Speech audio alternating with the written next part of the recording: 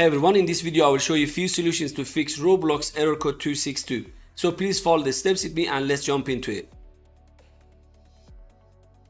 First of all, you need to open up your task manager and make sure if Roblox is running in the background, then you need to close it. Open up your search bar and type in there %local app data % and hit enter. In here, look for temp folder and open it up. Then find Roblox folder and delete it.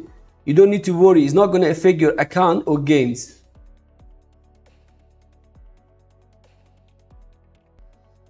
If the last solution didn't work, then try the next one.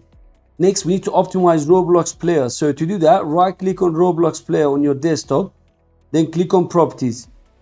On the top, click on compatibility tab and make sure to check this option. Run this program in compatibility mode for Windows 8.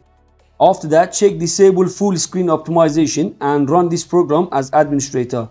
Once you're done, click on apply and OK. If none of the solution worked for you, then you can uninstall Roblox from our computer. So to do that, press Windows key and R on your keyboard to open up Run. Type in there appwiz.cpl and click OK. Then the programs and features will open up. So in here you need to uninstall the Roblox player and Roblox Studio. So just select them one by one and click on uninstall. After that, head over to Microsoft Store and try to download the Roblox, as Microsoft Store version is more stable. Once the download is completed, so just click on play and log into your account and try. Hopefully it should be working fine.